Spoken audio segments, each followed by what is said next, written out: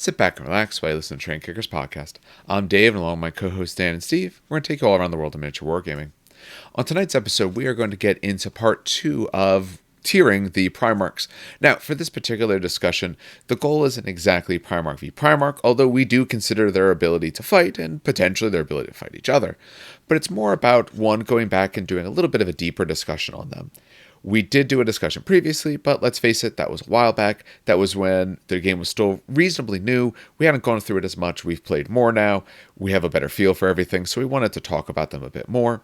And we wanted to be able to come up with where we think they fit in relation to each other, both in terms of ability to fight, support their army, having good and cool rules themselves, and all of that. We haven't actually had to think about the model look as a tiebreaker yet, but hey, that could show up as well. This is part 2. Previous part was last week. You can look and find that here. And this might end up having a part 3. We don't know if we'll be able to get through everything because we're adding a few people who count like Primarchs. Valdor has the Primarch rule, so we're putting him in. But we're also going to put Scaria because though not listed as Primarch, he's essentially a Primarch. And we're also going to be doing the Horus Ascended and all of that as well. So it's probably going to give us a little bit more we can get through today. But we should have this as part 2, a very short part 3 to you not too far from now. And then we'll be going after this into some special characters. All right, and now on to the show. All right, gentlemen, it is a Monday evening. We're going to have this out to people in time for them to listen to this on their way to drive for turkey if you live in America. And if you live somewhere else, I guess you can eat anything you want on Thursday. So, how are people this week? I'm doing good. I'm excited for a new epic, essentially, which has gotten me to talk about BFG, which is again, I'm just happy. BFG is great. Epic is great. Yeah. Titanicus, I love. So having the Dan, almost Dan, basically why do you need top Epic? 3. We literally just had Epic at home I know pretty much on Saturday. 60,000 points. Something absurd like that. Warlord Titan. What was it? 1, 2, 3, 4. We had 4 maniples. We had 4 or 5 Reavers on the table, a couple Warhounds, a Warbringer. It was insane. These people are insane. We had 4 maniples, 4 full maniples from Titanicus on the board. But in 28 mil. In 28 mil, yes. Yeah, the big boys. It's unfortunate I was able to make to that, but maybe one of the next ones I will. Although I don't have anything big and crazy anyway, so my list would have been boring. It would have been the same list to actually bring to events, just with more heavy weapons. I mean, I just brought 6,000 points of Iron Warriors. I had a Predator Squadron, a Vindicator Squadron, a Scorpius Squadron, some Iron Havocs, some Rhinos, some Land Raiders. Nothing that crazy. Yeah. There's a Cerberus that never did anything because it just kept getting exo shots every turn by the enemy Cerberus. The guy who built the Warlord has a Bluetooth speaker in it that he puts on with the lights so the eyes light up, and he plays music out of the Warlord, which that's just awesome. I agree though. If you're gonna have a model that does all that, you might as well go that little extra mile to put a little bit something more into it. So I do like that. I was just playing some Marvel, and so that was my weekend. That and Age of Sigmar, but we got a whole bunch of rules wrong, which is fine. I haven't played in 2 years, and the guy had never actually played before, so we're gonna probably re-rack and try that again. I don't know, maybe this Sigmar week, is very different from 40k in terms of rules, secondaries, even objective size. Well, yeah, and that stuff's all simple. With some other stuff, but we're gonna go back through and figure all that out. But I hadn't actually taken my Cruel Boys out for a test drive in honestly about 2 years. So, and to be honest, they started off. Well, no, they were bad. They've been bad for years. They were the worst army in the game, or near the worst army in the game for almost the last 2 years. I don't know when they got better, but now Sigmar, everything's within about that 10% bracket. They're not quite as deviated as they used to be. Same with 40Ks are reasonably close in that bracket. So, all right, but that is too many Ks into the future. We're back to only 30,000 of these of these things here. Only 30 of the Ks instead of 40. Boo! Only Boo! Why are you only 30,000 Warhammers? Bad joke. You what? You had a joke? I'm just laughing. No, I said that was a bad joke. Oh, well, I'm fine with that. All I tell is bad jokes. I have no problem with any of this, though. Imperialis, though, does look good. I'm excited to do that. I'm working on some Marauders. So that way, at least, it's the only thing I can work on, because GW doesn't like us enough to have sent us anything, so I have Marauders here. I don't know how you get a hold of them. I've been trying to figure that out. So if anyone knows, let me know. But otherwise, because especially for that stuff, once it does come out, though, Dan and I are going to be recording some stuff for that. Dan's taking Space Marines. I'm taking the Solar Aux. So I got planes. Because they were still in stock at Maplewood. They were like the only two they had. They have that, and they have one of the Asariani ones. But they ain't in this game, so who cares? What? The Aeronautica, right? Yeah, Aeronautica. I asked Richard. I don't know if he saw it. Don't say. Well, this will come out when? This will come out tomorrow, Wednesday. Do we know anyone that lives near Maplewood that listens to this podcast? I need to get there before most of the people at Maplewood listen to this podcast. Fuck. Richard listens to this. God damn it! Why? Okay, because I don't want people to go there and buy the damn. Don't worry, I'll cut this out. Don't worry.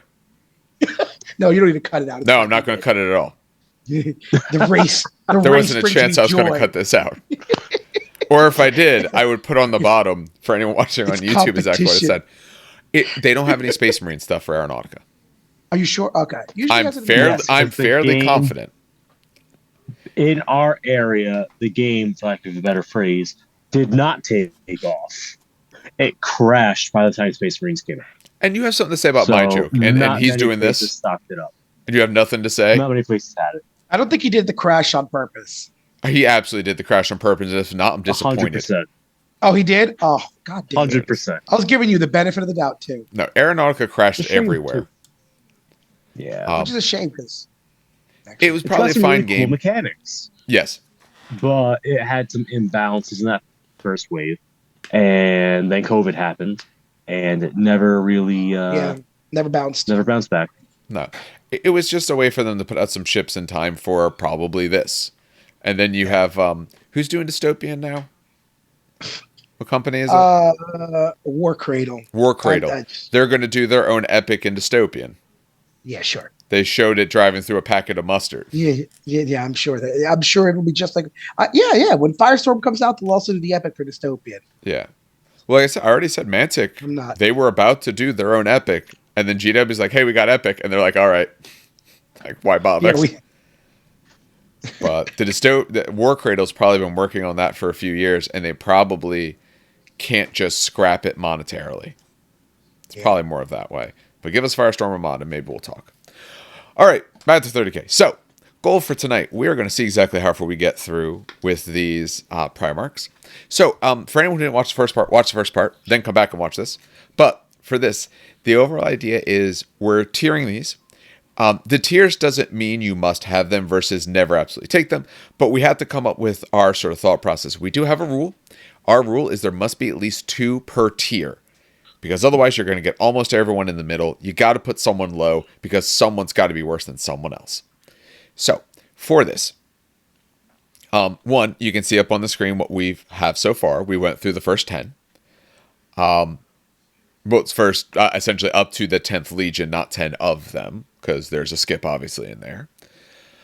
But we're looking at S being, the idea of you are absolutely wonderful. You do a lot for your Legion. You have a lot of great rules. You're really good fighting. You're really good versus other Primarchs. That sort of thing. As you go down, we're changing exactly what we look at. When you get to level B, we kind of talked about as maybe you're just a beat stick, or maybe you're more just support, but you're kind of not doing both. C, you're not necessarily doing both either that great. D, we're having a hard time fitting you. So like when we put Ferrus Manus down there, it's not that he isn't good as a fighter, because all of them are. It's not that he doesn't have good stats, they all do. But compared to the others, we just don't feel like he does enough for the army, does enough stuff on his own, and all those sort of facets. So we're ranking them off of how they fight, how they can fight each other, how they fight in general, the units that they help, what they do for the army, the units they can go with. Like Perturabo was helped by the fact of what his retinue essentially can be. So that's sort of what we're looking at. Now, there was a request from one of our listeners, because we previously discussed the Primarchs, but that was a bit ago, and thoughts will have changed. To go a little bit more depth when we do these, just in case someone's a bit newer, they don't have to go back to a much older video and then watch this to see maybe where people fit. So a little bit more of, like we did with Kurz, hey, what kind of units do they work with? How do they kind of fit? Rather than just saying they fit their army well, can we get a little bit more detailed of how? So we're going to try and do that here. That's also why we think this will probably end up being 3 parts.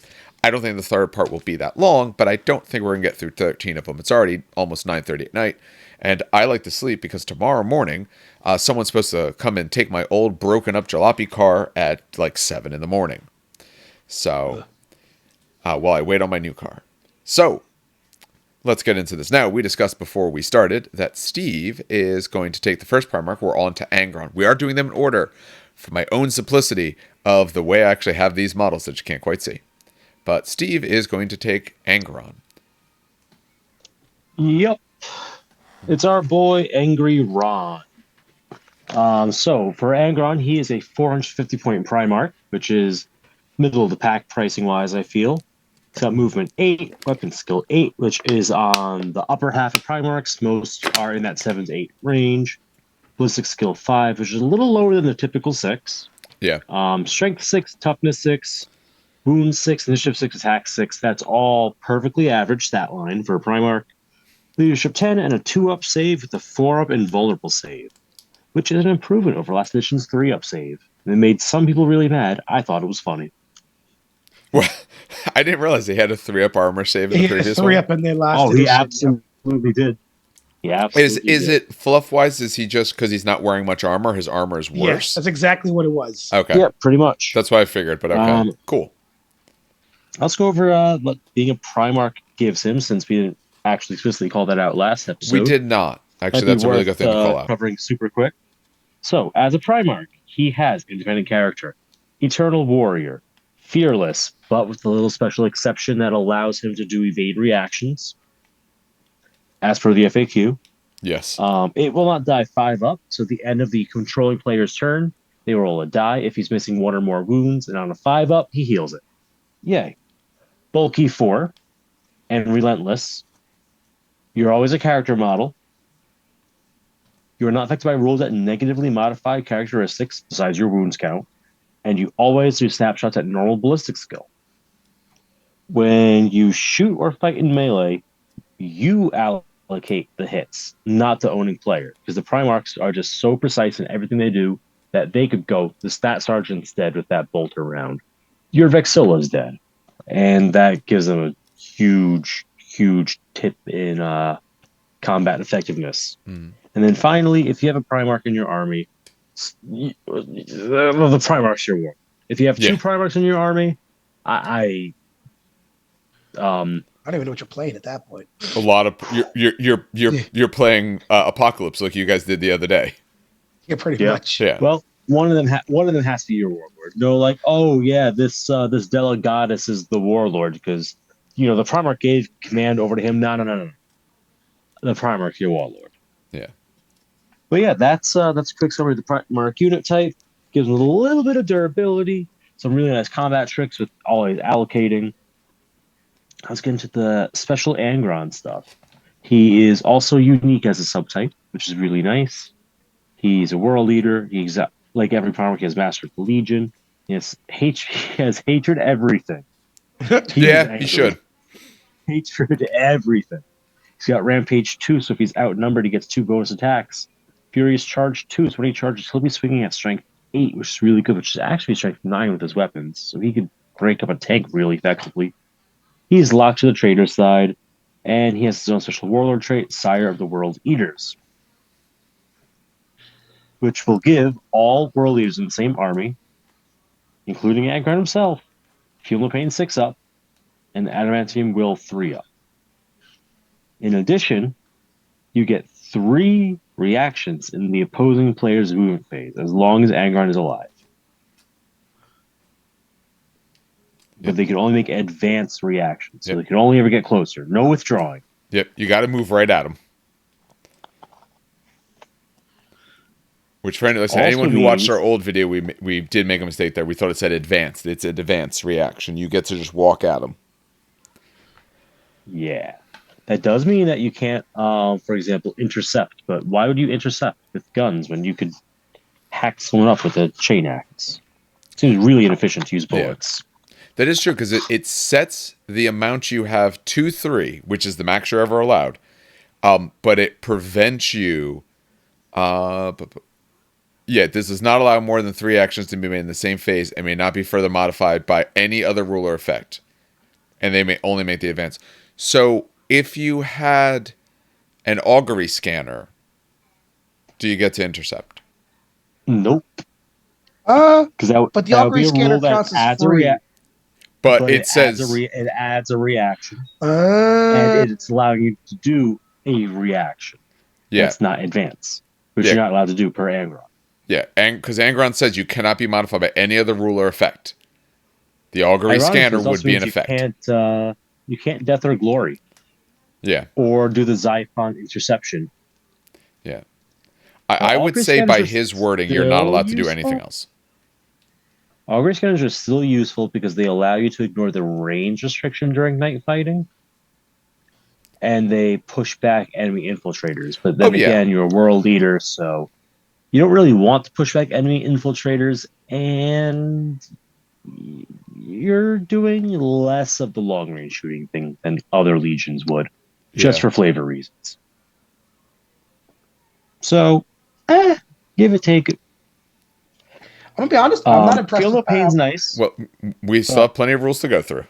I know. But I'm just saying, Feel no pain's automatic. nice. Let Steve finish his discussion on him first. Feel no pain is nice. Adamantium will is okay. It helps against psychers, but only against wounds inflicted by them. So things that shut down your reactions or pin you are still going to be there, which kind of sucks. We'll see how the rest of this goes. Mm. As his first special rule all to himself is Red Sands. Short version is he could issue any number of challenges up to his attack's characteristic. So turn 1, he could be dueling 6 people. Turn 2, he'd be dueling 7 people. Turn 3, he'll duel 8 people. He could be dueling up to 10 models at a time, which is absolutely insane. He will rip through an enemy bodyguard in no time at all. What is challenge lock? Exactly. You can't stop him. He's the juggernaut. It's great. This is honestly a really strong rule in a lot of scenarios for those Primarch fights. You do have to be either a Primarch or a character subtype. So if you're chosen warrior, he can't challenge them all. Hold on. Oh, Chosen warrior. No, wait. Does chosen warrior make you a character subtype? Character. I'm checking that right It now. shouldn't. Chosen warrior lets you accept challenges and issue like a character. Is that a unit type, subtype? No, that's a unit No, rule, it's a right? special rule. Special rule. Okay, there we are. Yeah. Chosen. Is that not? No. Oh, there we are. No. Okay, so Told you. May issue and accept challenge as if it had the character type. It doesn't make you a character. So that would be the one thing. If you have chosen warriors, they can technically lock him down. But the combat res that this guy is going to cause is, if you're stubborn, maybe not quite as worried. But otherwise, it's going to be pretty bad for you either way. Yeah. That's just something to be aware of. You can't necessarily cut through everyone. I recant my statement. If he hits a bodyguard unit, he's useless. Ish. Yeah, I mean, he's still going to give you a really good, like I said, a combat res number. However, if they're stubborn, he doesn't cause fear or anything like that. So if you're stubborn, they're just back to their base leadership. Or if they have inexorable, if they have like fake stubborn. All right. Tell us about these nails in his brain. All right, Butcher's nails. So every turn that he's not in reserves, he'll gain an extra attack on his profile. Yeah, after the first round. Yes. So basically, turn 1 you have your base attacks. Turn 2 you'll have base attacks +1. Turn 3 base attacks +2, and so on. So he gets angrier, builds up a rage, gets more attacks. But when you're going to hit him or his unit, you're treating him as weapon skill 3. Yeah. So your militia and Solar Aux are hitting him on 4s. Your regular Marines are hitting him on 3s. Your Legion champions are hitting him on 2s. But he's at weapon skill 8, so he's hitting back at a basic Marine on 2. So it's a really interesting situation there with the volume of attacks hitting on both sides. Basically, just damage is getting dealt all around. That's the same thing what Red Butchers have. Red Butchers have a I was little bit going to different say, because they have Red Raving Butchers have Madman. something very similar. Yeah, they count Where as it's like- 3, but they are higher, but you hit them at lower. Is Yeah. essentially their rule. Same thing, also weapon skill 3. Except since he can join any unit, it makes so that his entire unit is treated that way. Yeah, That's the difference. So honestly, just put him in Red Butchers. yeah, because No, Raving weapon skill Madman 3. makes them act as if they were weapon skill 3 when they're being targeted, so easier to hit. But the to wound roll is at -1 strength for what they need to score, so they're harder to wound but easier to hit. That's the difference as well. But That's it is the unit difference as entirely composed of models with that special rule, so you wouldn't get that. So putting him in Red Butchers doesn't yeah. help. Yeah. So it's still thematic, but you don't get a bonus rule. well. Ooh, that's true. Yeah. All right, but he's got some weapons. Yeah, we got weapons. We have the Armor of Mars, like I said, 2 up armor, 4 up invul. And then we have the Gore Father and the Gore Child. They are Angron's personal chain axes. They are identical. They are melee specialist weapons with Armor Bane, Murderous Strike, and Shred. The Murderous Strike is on a 3-up. So if your Strength 7 attacks aren't, doing enough damage, on a 3-up is going to kill you. And you're rerolling your 1s and 2s and whatever else misses. So he's killing Dreadnoughts 75% of the time, which is pretty good. It's pretty good. Killing Marines pretty much all the time. He will carve a bloody mess through whatever he's hitting. And then finally, we have the Spite Furnace. It's a plasma pistol. Except it's always AP2, and it is master crafted. And it's pistol 2 instead of pistol 1.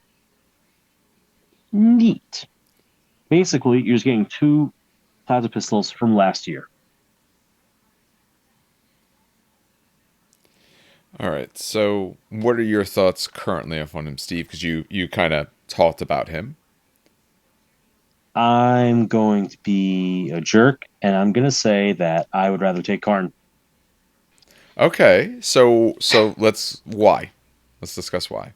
So Karn's thing is when he charges, you can't react to his charge. Very true. That's a game-breaking level effect. Angron just beats things. He beats them really good, but he also gets beat in return really hard. So, since he doesn't have extra wounds to offset the fact that he's getting beat on, I'm going to say he's like a C at best. His son does a better job of leading Legion than him in lore and off the table. I'll put him there for now. Obviously, we're still discussing him, but I'll put him there for now. Dan, what are your thoughts? That's actually what I was going to say. He's like a C for me. I was going to put him in D, honestly, because I'm going to be honest, he doesn't do it for me. Okay, he gives the army 6 plus feel no pain. That's good. 17% increase in survivability. Adamantium Will 3 plus is Cute. It won't come up much, but when it does, it matters. Yeah, and if you take Psychers, that's a 3-up invulnerable save against your own perils. So, like, stop that. Okay, I know, but listen, I'm just throwing out. I'm trying to give him benefits here. I mean, he gets Furious Charge too, so when he does eventually charge, because the World Leader advanced reaction is really, really neat. Just really quickly, remember that the advanced reaction is essentially when someone shoots at you, you stop that, you get Feel No Pain 5-up, and then you can declare charge essentially. And I think it's just a normal charge. Yeah, it's just a charge roll. Once the shooting attack has been completely resolved, you get to feel no pain, 5-up. It's just a charge roll, yeah. So you get the charge when the shooting phase. So he's probably going to end up making a charge. Well, the big thing is you don't shoot him if he's in a range where you Exactly. still But I'm have just that saying, I'm trying. rule, Listen, I'm the trying to advanced give him reaction benefits here. available. So if he charges, he's strength 8, so he's instant death and stuff. Strength 9. Normally strength 7 with his axes. Murder strength 3 up. Rampage. He's always pretty. He might always be outnumbered. So he's got 8 attacks. 9 because he's got 2 weapons. What? So you're running him on your own then?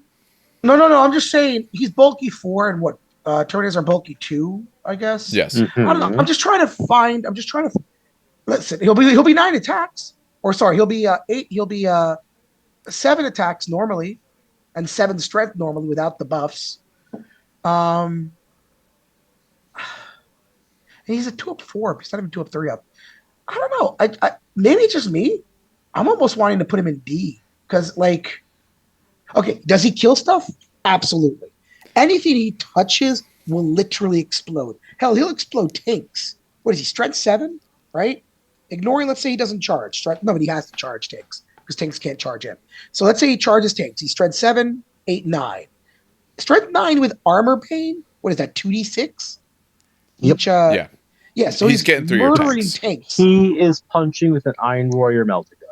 Yeah, so like he's murdering tanks, he's murdering. That's not. He has no problem with that, and I have no problem with taking him as a whirlwind blender.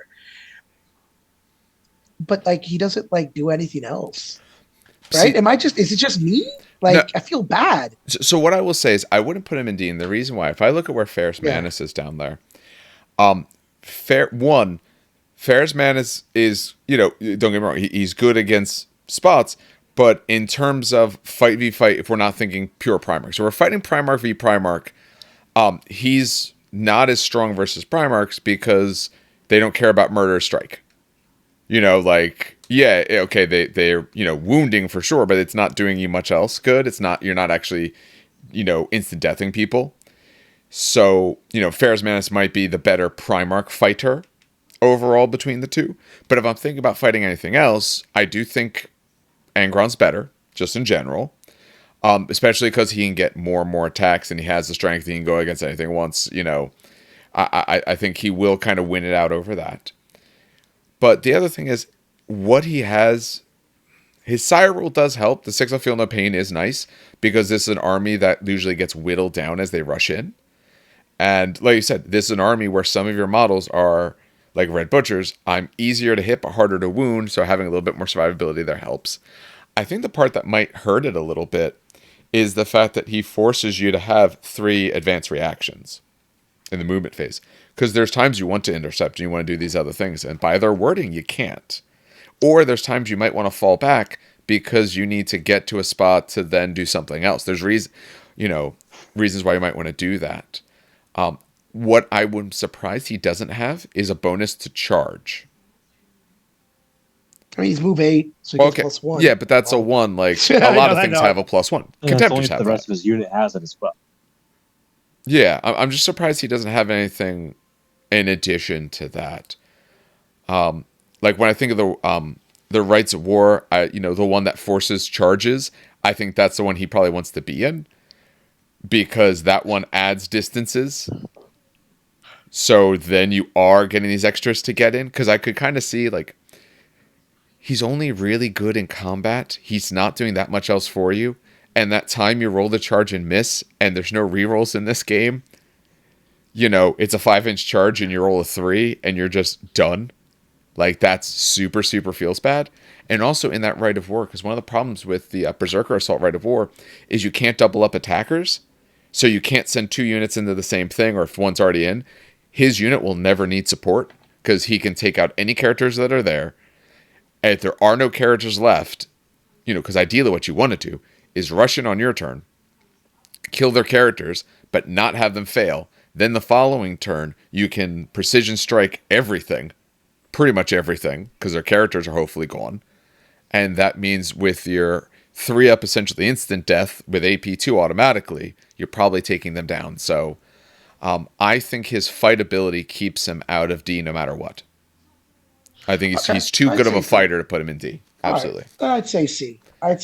I was hesitant about D, but I'm a hard C. I would not put him higher than C, though, in my opinion. At all. only thing keeping him alive when he's not fighting other Primarchs is his initiative 6. Yes.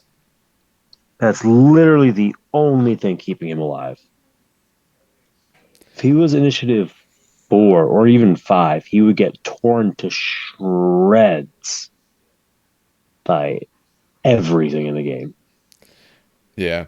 I mean, you'd want something that has, because he has a good weapon skill, other things with good weapon skills, but, but he counts as 3, so it doesn't even matter what Exactly. his weapon skill is. Yeah, just thought about it. Yeah, his weapon skill being 8 is good for him, but doesn't help the other side. So yeah, he's going to get Basic hit a Marines are lot. hitting him and his units on things. So if he charges into something that he can't wipe out fast enough, and it swings back, he can take a lot of hurt really quickly. Yeah. He's very That's why subjected to the I charge. don't rate. Yeah, no, I agree. That's why you don't rate him higher. He all almost every unit wants to be the one who charges, but he feels like he's very much disadvantaged if he doesn't get the charge. And unless you're taking the right of war, it's never a guarantee. Even then, it's not a guarantee. It's just much more likely. But I agree. I think C's a decent spot for him for what he does. All right, that takes us to Dan to talk about one of the ultimate tactical elements you can put in your army. If your army happens to be baby Let's blue. see how he is. All right, well, It's tell us sadly how one of he the more is. boring. That's sadly one of the He more wrote boring the book. models, though. Yeah. Well, sadly one of the more boring models, I will say. But let's see. He's One second. Which is why I get super silent at the end. Yep. All right. Well, so we are back. You probably heard the Dan say that bit. So what happens is I pause in between to make sure that we've read up on them first. Dan says he's ready to go, so let's have him go. Yeah, I cheat while they talk. So, That's okay. Rabute Gilliman. I think it is Rabute, right? Yeah, it's GW Rabute. does. All right. Yes. Okay, good. So Rabute Gilliman, literally the Ultramarine himself, also at 40k. So movement 8, so standard Primarch. Weapon skill 7. So, I mean, okay, that's pretty Worse good. than others. That's a low skill for Primarchs. Oh, that's a low. Oh, yeah, okay. 8 is high. 7 is high. the general 8 low. is mid. 9 is high. 7 is general. 9 is rare though. When you think of most of them, 9 is exceptional. Yeah, you're looking at most are 7 or 8. Okay. No one's at 6, right? Okay, that would be funny. So weapon skill 7, ballistic skill 6, strength 6, toughness 6, 6 wounds, initiative 6, 6 attacks, leadership 10, 2 saves. So very standard across the board. Should be. He's Rabute. He has a Primarch, of course. Special rules. So, of course, he's Ultramarines, Legion of Astartes, Master of the Legion. He does have Adamantium Will 3 up, which other Primarchs do not have. He's got Preternatural Strategy. Preternatural Strategy, which is a special we'll talk about later. Calculating Swordsman, which is another strategy we'll talk about later. He is and Sire of the Ultramarines, so the Warlord. So not a lot of special rules on him, actually, which is funny. Now, I will say his war gear is very interesting because other than the specialized stuff like the Armor of Reason, Gladius and Candor, Hand of Dominion, the Arbitrator, Cognis Signum, is that a special one or is that something? I feel like that's a normal Legion thing, right? Standard war gear, right? Yeah, it's standard war gear. Remind me what a Cognis Signum is. He gives up shooting, his unit gets night fighting, and +1 ballistic skill. Yeah, it's what your night fighting is very strong, because as you remember, it shuts down evasion reaction, because you can't shroud against night fighting weapons. What's the shooting Centurion? I have one, I can't think of it right now. Not the Armistice, but no, Armistice. No, the Armistice has a Cognis Signal. Or the Armistice has it, you give it to Tech Marines. Yeah. And it's also on the Master Signal. That's the other one. Also, Dan, you will not be surprised, or maybe you will be. There is a Primarch at Weapon Skill 6. Oh, God, who is it? Is it Ferris? Don't tell me it's Ferris. We already did Ferris. Ferris was not 6. Remember. Okay. Oh, God, who is it? Who do you think it is? You'll find out. Is it fucking Lorgar? Yeah, of course Don't tell me it's Lorgar. It is Lorgar. My God, how does he suck so much? Okay. I hope we get to Lorgar. Like, how does he... We'll talk about him. His only defining feature is he could summon shit. All right, we'll talk. Okay. Oh, my God. So let's talk about his warlord trait. So bad. Oh, that angers me. So he is Sire of the Ultramarines, which is his warlord trait. All models in the Legion of Astartes Ultramarine special rule gain the +1 to their leadership characteristic to a maximum of 10. So +1 leadership. is nice. They don't. It's weird that they don't use his leadership. I'm surprised that I'm he surprised doesn't that he get didn't it. just give him his. Yeah, they did not. That's a surprise one. But +1 leadership is, I'll take it. That negates night fighting the first turn, stuff like that. Okay. Um, while he's on the battlefield and not in reserve or as a casualty. Also, in addition, at the start of the battle, before any models are deployed onto the battlefield, an army with Rabute Gilliman as the warlord must select one of the following phases: movement, shooting, or assault.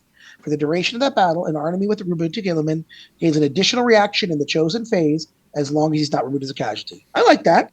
The Yeah. +1 leadership is One thing to not. note: the other Yeah, what? Primarchs give the leadership bonus based on line of sight. Yeah, He does not. Yeah. Everyone gets his. Ooh, You don't have to Like see him. okay, Imperial Fists had to see Dorn because okay. they don't know what to do with themselves when their father's on a red. I will say as a Same side deal note. with the Lion.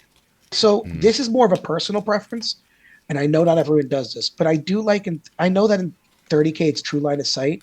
I kind of hate that sometimes because GW, they make amazing terrain, but they're always windowed, right? Mhm. So I do like adopting the 40k terrain rules into 30k, which is you can't shoot through buildings essentially unless you're inside of it, Yeah. right? Or else, if you're playing Dorn, everyone sees Dorn. Congratulations. Everyone gets that rule. Versus, oh no, I can't see through a building. You know what I mean? Yeah. So depending on how you play it, I like house ruling, not being able to see through terrain unless you're in it, right? Using that as my house rule, I prefer this a lot more than to Dorn. Well, of You have course, to yeah. see them. Does that make sense? Otherwise, this is less impressive, in my opinion, because on boards, let's be honest, GW terrain is very, very windowed, and Dorn's on a big, big freaking base. You're going to see them. So it depends. I'll put it this way: it depends on the board. But I do like the choosing your extra. I do like the choosing your extra because you mostly want to Apologies, choose shooting. Dorn does not need line of sight, but the Lion does and Fulgrim does. Okay, Okay. So that's what I'm Dorn Dorn saying. is does. It not line of depends. sight lock, it's Oh, sorry, character lock. Okay. character locked.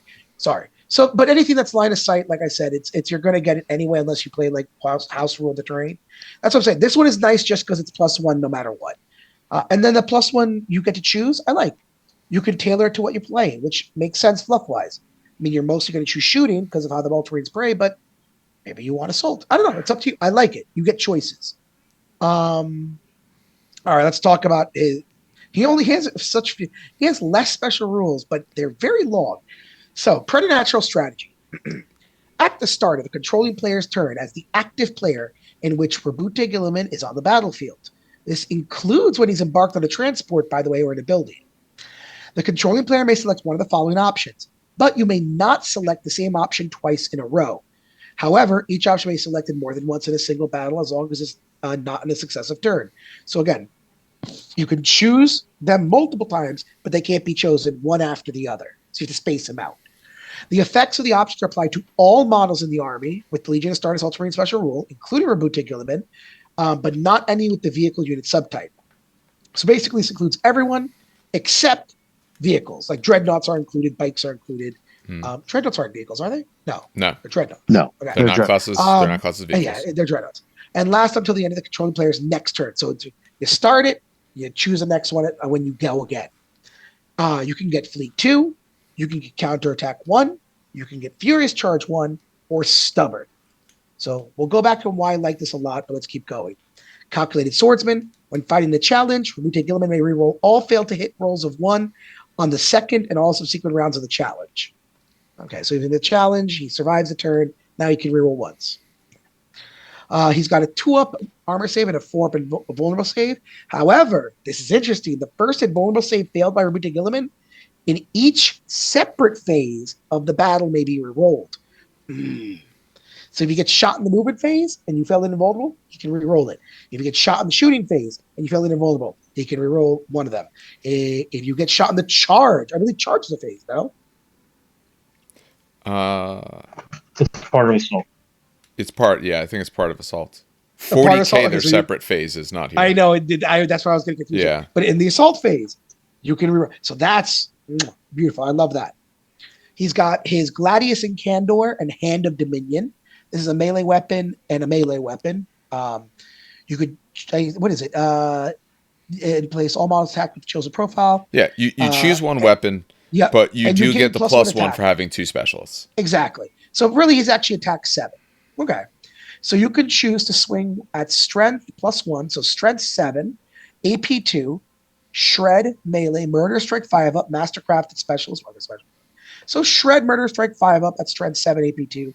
Or you can go unwieldy and just punch punch a bitch at strength 10, AP 1, brutal 2. Ugh. Mastercrafted. Yeah. But he said unwieldy. So if you need to It go is. early, you use the other weapon. Yeah.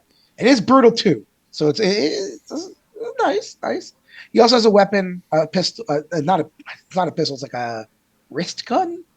Yeah, it's in the fist. It's a bolter. Yeah. Essentially. Yeah. That's a big boy bolter. Strength 6. He's got. Have you ever seen the model? Yeah, it's a giant fist. Yeah. Salted 2, rending 5 up, mastercrafted. All right, so I don't know whether I want to put him in B and A or A. So he's not a great. Well, I mean, he's a good fighter. Not a great fighter, but he's a good fighter, right? Rerolling the first invulnerable is actually sneakily, scarily good. You put him in a squad, you can tank with him a little bit. Like that's sneakily annoying, if you will. Yeah. Like, oh no, I'm getting hit with last cannons. I'm going to roll on him until I fail one. Re-roll it. Oh, I keep going, and then I fail again. Oh, okay. Rest is going to this. Like it's nice. That's not how allocation works. No. Dan. What happened? You have to keep pick allocating one them? model. He takes it until you die, or that damage profile's pool has been emptied. Yeah. Once the pool is empty, then the next time you can go to someone else if you're an independent character, but you can't stop mid. But the last cannon pool. When you say pool, you mean the last cannon pool. Yes. You mean the entire turn's Well, pool. here's why I say pool, because I have a squad of veterans with combi plasmas. You have bolter hits, okay. you have plasma hits, and you have breaching plasma hits. Each of those forms its own pool. So you can say the breaching plasmas go on Gulliman. The non-breaching plasmas go on the squad. Yeah. And then the bolters go wherever the hell the bolters go. Exactly. Okay, yeah. No, that makes sense. But he still gets to reroll that. You could still divvy to him. Yes, you can. You get to reroll one bolter. Okay. I mean, so he kind of. I honestly though, this right here might bump him to A for me. Just the preternatural strategy. It's not he buffs his squad. He buffs the whole army with this. Fleet 2, so that's literally +2 to their run. Hang on one second. All right, so as you were saying. Sorry. So, Fleet 2 is massive. That's +2 to charge or +2 to run, right? So that's pretty damn good for an entire Fleet gives you plus on buff. charges? I think so, doesn't it? Yeah, I don't Fleet have is Fleet for in any run of my and armies. charge. Okay, just making sure. All right, so that's I don't have +2 to Fleet. charge. Nothing. All my stuff is slug. Yeah, I don't have Fleet either. The White Scars do Fleet on their special stuff. Good for them. Yeah, so and Dan loves his White Scars army. Shut the. I'll be doing White Scars in Epic. So Fleet +2 to charge is great, and remember a lot of their special units are like Suzerains are at initiative power axes, please. So having a +2 to charge is massive for the entire army. Or counterattack 1. Oh no, I'm playing world leaders. They're going to charge me. All right, I know they're going to charge me this turn. Let's switch it to counterattack 1. Or I'm going to charge. Let's give everyone +1 strength. Or just stubborn across the army. And that, of course, goes with this +1 leadership to the entire army. So now all of your Marines with sergeants are stubborn leadership 9. And I believe your veterans would be stubborn leadership 10. Yeah, your suzerains are at stubborn 10 now. Yeah. Oh, are suzerains 9? They're 9. Or are they 10? They're 9. Oh, wow. That's stubborn leadership 10 suzerains? What are these? Oh, my God. What are the stupid ones called? Fulmintaris. What are they? Leadership 9 or leadership 10? Fulmintaris are 8 for their Decurion, so their leader. So it makes them a 9. If he's there, otherwise it makes him an 8. Yeah, 9. So they're inexorable naturally, so they essentially have stubborn. But it means if you put a character in there that you don't have that problem. Because remember, for inexorable, everyone has to have the rule, and your character may not. Yeah. So honestly, I might even bump him to A just for his warlord trait and preternatural strategy. Because and the armor of reason. Calculating swordsman is cool. Don't get me wrong. Wait, hold on. No, it's not that good. Rolls of 1. So he rerolls 1s, and he could also reroll a 2 because it's mastercrafted. So okay, it's essentially almost full rerolls unless you roll all twos. But the Calculating Swordsman only helps if he's still in the challenge In the after challenge, the first exactly. round, He doesn't which murder means he's in a challenge probably with a Primarch or something like that. Primarch, Because yeah. otherwise, there's a decent chance he's taken them down. Well, not a perfect chance, Very but true. a lot of other models he'll have taken out. Yeah.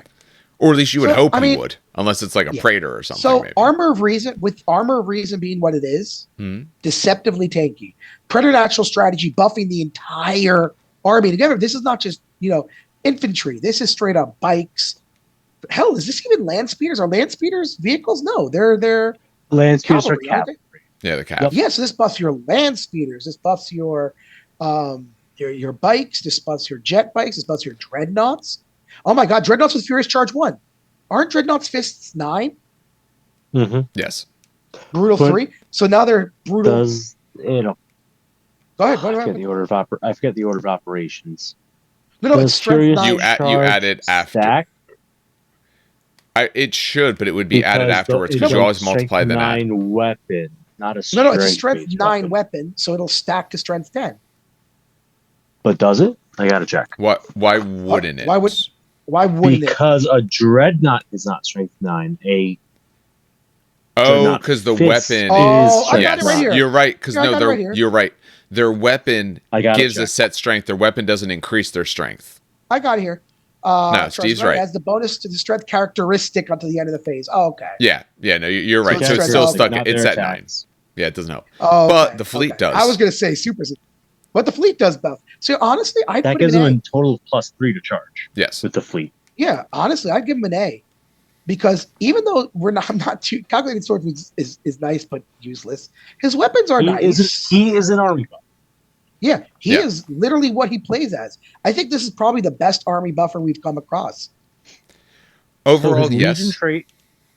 His Legion trait buffs shooting because they do the Tau marker light thing, Yep. and then he buffs the melee. So then, as a whole, they do everything. Everything. Yeah. And then remember, They're The not shooting the is scary best at and the melee is but they scary. hold themselves quite well. It's kind of cool. I'm not gonna lie. I'm gonna smile at this. He actually works almost perfectly with his Legion. I mean, I know that's stupid, fluffy, and kind of, but literally, but his not Legion all is- of them do. So it's. I Not, know, that's what I'm it's saying. not a dumb thing to say because some of Okay. them really don't. It just fit. sounds stupid. It sounds stupid to say, if that makes any sense. Like everyone should work with their Legion, but he literally does work with their Legion. They're very good at shooting because they have, again, the Tau marker light thing. To remind people, essentially, when you shoot something, right, any other person shooting it adds +1 to the result. Was it +1 to the hit? I believe. Yes, +1 to the hit of shooting that thing. If they're within 6 inches, 6 the inches. next thing shooting the same target within that. Yeah. So I mean, like, I like him a lot. Actually, I thought I was not gonna be wowed by him, but he does. I mean, he buffs the army, and which is what he's supposed to do, and he buffs it where he needs to. Yeah. He buffs their melee. I like him. I put him an A. The other thing I see when I look at it, because I also want to take a look at other bits they have. Obviously, Suzerain are a great spot for this guy because there's a close combat sort of thing. Or if you want him in more of a that's probably your best bet, unless you want him in more of a shooting thing because you're worried about people getting into, say, your Fulmintaris or anything like that, or one of your other units. Their Rite of War, the Logos Lectora, that one is actually really good for him because that one gives you potential of more move or more leadership, which that gets almost everyone then in your entire army to 10s because of him. You can buff the Retribution Strike if you use that, and you take some of these things with, that gives you extras on your charge rolls and attack hits and things like that. Now you're working that with, say, Furious Charge.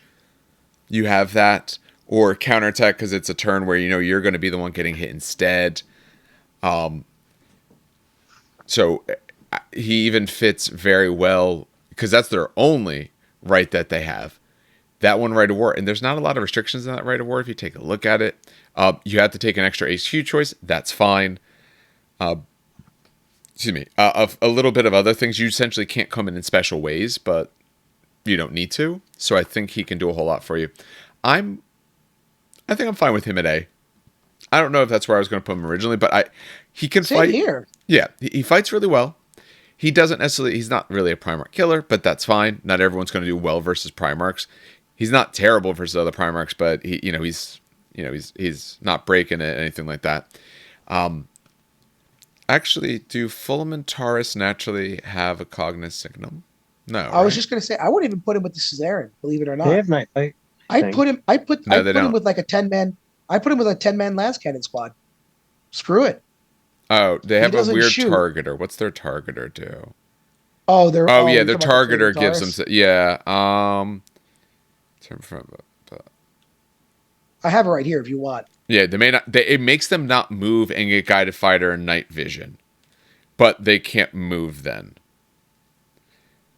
And the Again, I unit would, then can't react other than intercept or overwatch. If he's say with them, they get all the bonuses and none of the minuses. So now you and have you these wanted guys to who be are walking shooting. across the board. And here's the Well, they funny were part. Oh guided no. fire, so they Here's the have funny. strong line of sight. Yeah, well, that's I was okay. gonna say the funny part is like oh no, I have to give up my shooting on Gilliman. Okay, but now they're what +1 ballistic skill, and does ballistic skill 6 make you reroll ones Reroll into the Reroll sixes. ones. Yeah, reroll ones to so sixes. sixes? I mean, shit. On a shooting unit like that, yeah, please. Yeah. I Yeah, like him. I put him in A. yeah. He's got 2 great units to go into depending on what you want them to do. He works really well with their main right of war that they have, and he buffs the entire army in very useful ways. So, no, I think A works. Just don't make him go toe to toe with some of these other Primarchs because they ain't gonna go so great. No, no, it will not. But all right. Any other thoughts on him before we leave him behind? All right, we are now on to Mortarion as we approach here into the Death Guard. So we're looking at the 14th. So for Mortarion, 425 is a little cheaper than some of these other Primarchs. Move 7, weapon skill 7. He's 7 strength, 7 toughness, 7 wounds. So he has that better strength and toughness. Most of these guys have been 6s. So he's a bit better. His ballistic skill is only 6. That's fine. Doesn't really matter so much. Initiative 5. So he's actually one of the slowest Primarchs. He's not even beating out Praetors. With 6 attacks, 10 leadership, 2 up save, of course. One bit of war gear to mention here for him, the specialist, he's carries 7 Phosphex bombs. Phosphex bombs, they're the small blast AP, strength 5 AP2. Is that correct? Sounds. Should It might be I'm assuming it's a ranged weapon. Yes, it's a I'm ranged assuming weapon. it's a range.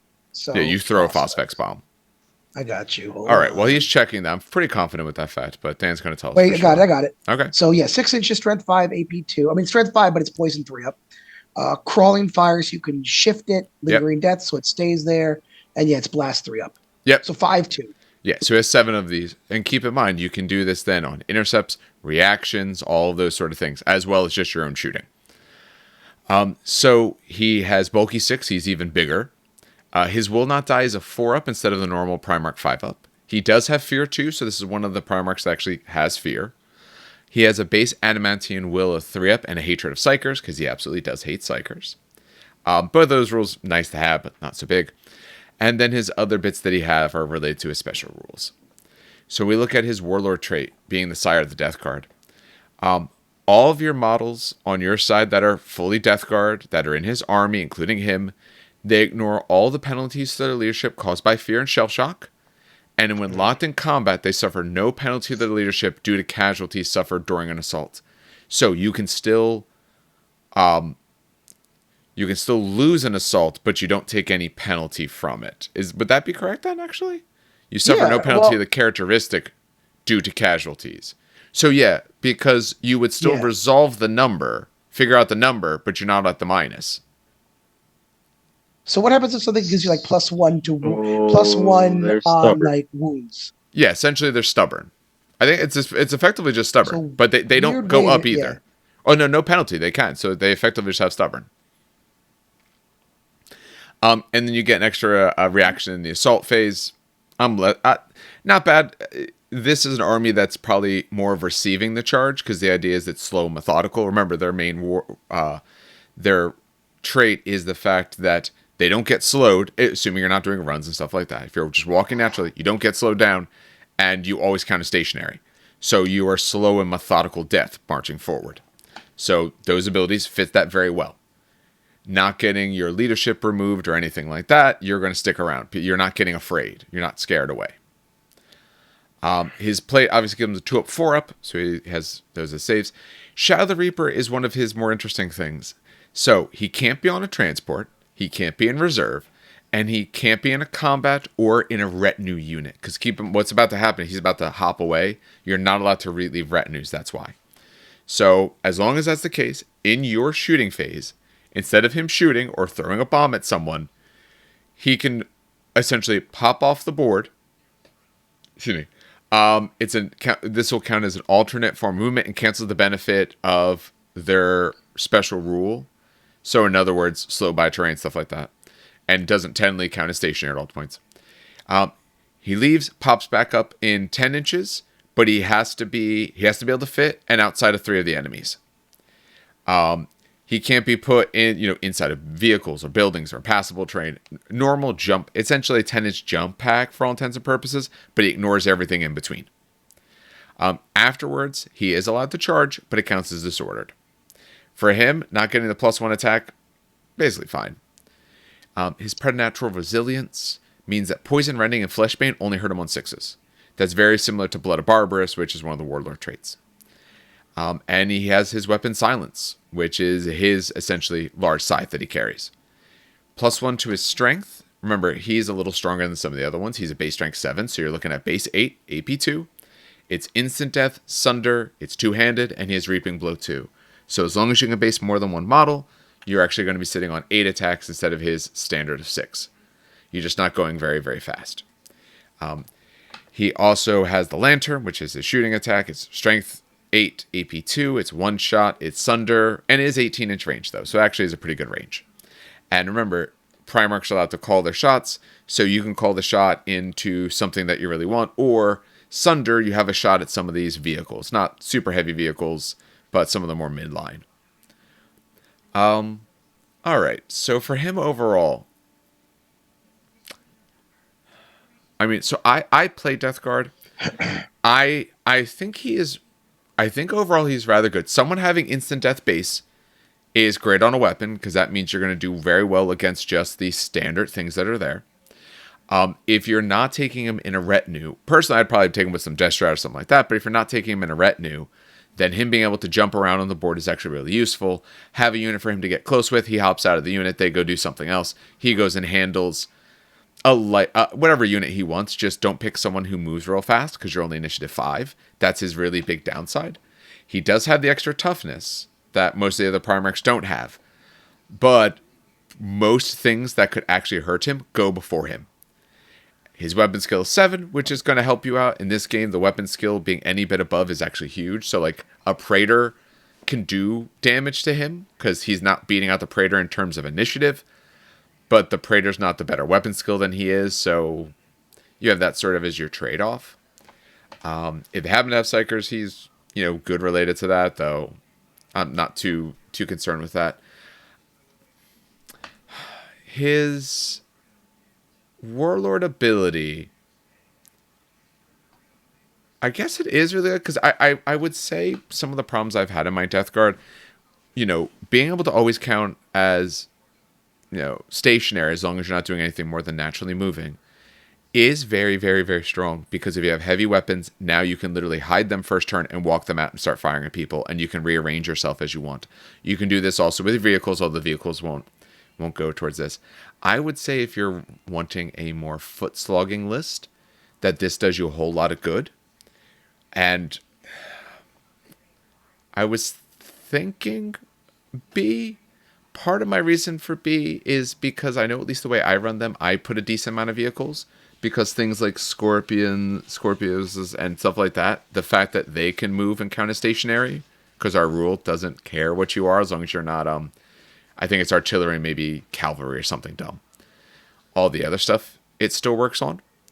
And getting that better leadership, I've had times where that's where I run into problems, is that issue of leadership. So you have a 20-man block of tactical Marines firing tons and tons of shots, but someone picks off a few and you fail that leadership, and then they start leaving, and now you've lost a lot of your combat effectiveness.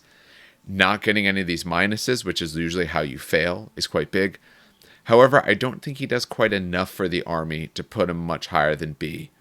I think the faction itself is absolutely tops, but I don't think he adds so much to them that maybe it's because the faction's already so good that the extra stuff he does isn't as strong. I don't know what you guys think. But I'm putting him in B for the moment. You're both really quiet. Neither one of you talking. It's because I don't know. So I will say with instant death, that does make him really good. Not for the reason maybe you might have thought of. So a couple of reasons. One, I know I burned him in, but Custodes, he doesn't instant death Custodes, but now he does. Right? Yeah. So Heteron Guard, Aquilin Guard, and just normal Custodians get swiped by this weapon. They're just dead. And Custodians only have a 6 up invulnerable. What's a Custodes initiative? Initiative 5. Okay, so same time. So that might be a mutual annihilation depending on what they're swinging at. The Tribune gets he can go up to 6 because he's in a challenge. But honestly, like you wipe whatever you hit them, and that's very dangerous. Like Heteron Guard only get a 6 up invulnerable. Yeah. So sure, I get to get my swings in, but you will kill every single one of them. But also Mechanicum, robots, they just don't last against this dude at all. Myrmidons do not last up against this dude. And now I should point out, since demons are new, I am absolutely terrified of this because the only eternal warrior in demons is the archdemon. Both the sovereign and the behemoth, they have that weird eternal warrior. Remember, it's like D3 instead of yeah. They have the similar to what Contemptors have. You just take essentially wounds. So you're hitting me with instant death. That's D3. That's D3 wounds per thing, and you're already hitting on what, strength 8? Yeah. So you're wounding me on 3s or 4s. So yeah, no, I think it's weird because like in the Marine armies, you're like, oh sure, instant death. I'm tough as 4. Who gives a shit? I'm strength 8. But instant death naturally into other armies is terrifying. But that being said, I agree with everything else you said. I think he's a solid B. All right. Steve, your thoughts. Tell us something with your aliveness.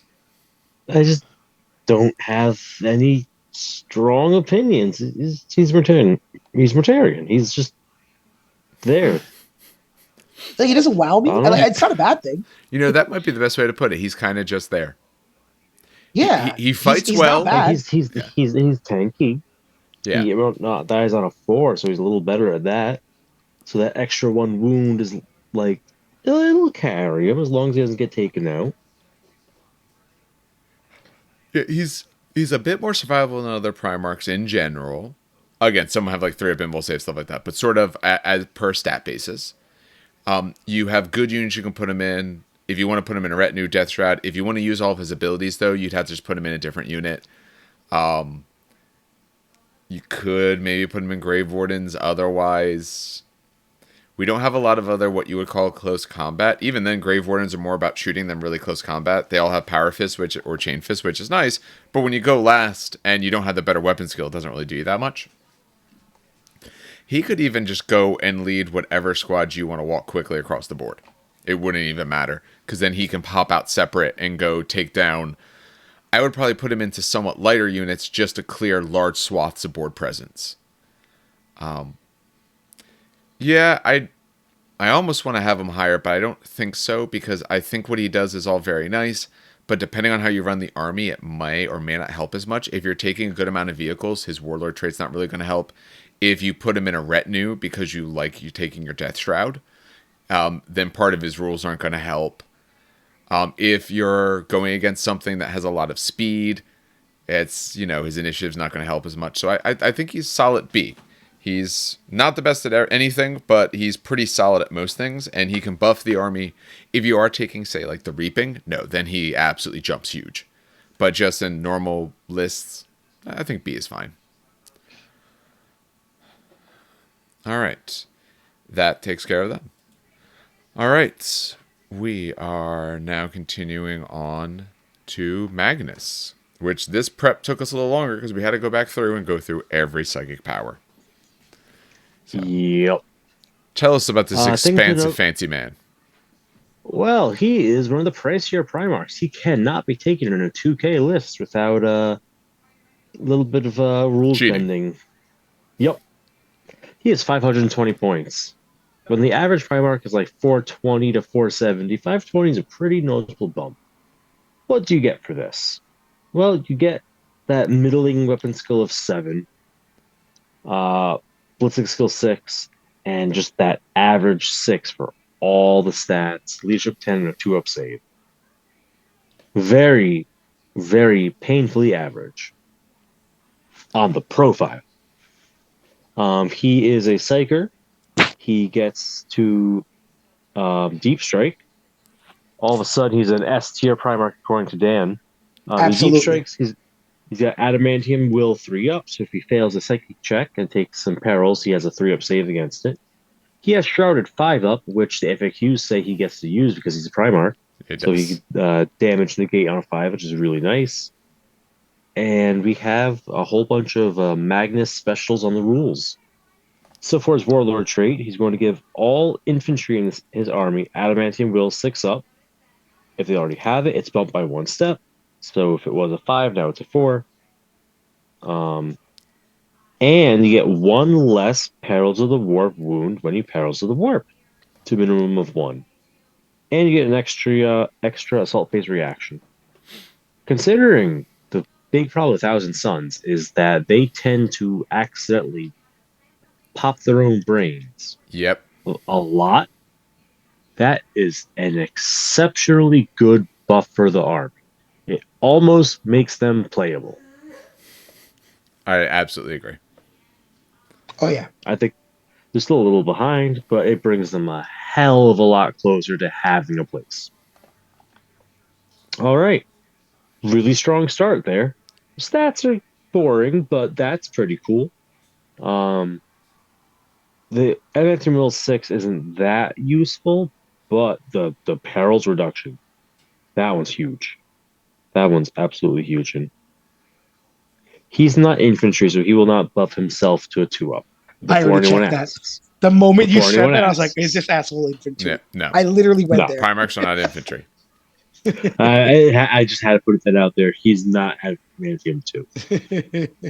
All right, so Arch Sorcerer, he has all the core psychic disciplines. He could choose any weapon or ability from among them whenever he's eligible to do a psychic power. He has everything available to him. He also gets to pick a minor arcana each turn and gain the benefits of it. And he automatically passes the psychic checks for the minor arcana. So on top of having all the core book disciplines, he also has the little mini disciplines that the Thousand Suns have. So he could buff his invulnerable save. He could get extra impact hits from Hammer of Wrath. He can get extra movement from Pavoni. He could get you could allocate attacks with Corvette. Don't do that. He allocates Yeah. attacks anyway. You don't need that. And he could be leadership debuffing with the Athenian. So he's very versatile. For the core psychic disciplines, the things you'll end up using most are obviously telepathy, because telepathy is just strong. It's just really, Yep. really strong. Shutting Pit. down reactions is strong. Like, really strong. Pinning is strong. Having both is strong. Are There's a you ready to healing hate me? power. There's healing power, you're never going to use it. There is a demon smiting power, and you should always use that when Dan's around. Oh, absolutely. No matter what he's bringing, it all counts. No, anything that's force Yep. is instant death for demons. Beautiful. Telekinesis, it's okay. Strength No. 8 Sunder's cool, but I wouldn't put too much stock in it. Telekine Dome is interesting for giving a little invul save, but that's not what I would spend his powers on. No. What I would use it on is probably some biomancy, get him bonus strength, maybe some bonus toughness. Get him some strength 10 melee attacks with rending on a Um, 4. Steve, he doesn't have a specialist melee weapon, so you actually get +1 attack as well Sick. automatically. because he's now got 2 melee weapons with Biomancy. Sick. I love that. So he has a very unassuming base profile, but with the access to all the psychic nonsense, he can buff himself quite nicely. That's our sorcerer. He has all the tricks. I highly recommend, highly recommend making yourself a nice set of index cards for each and everything he can do, and color code them for what phase you use them in. Because oh my god, is there a lot? Yeah. I'm sure I gave a very brief overview, and I know I missed something that I want to talk about just because there is so much. In Geneva, it's pyromancy. Oh, you have, Oh yeah, pyromancy. You have units that are in 3-up armor saves that I want to clear out en masse. Hey, there you go. Like they have.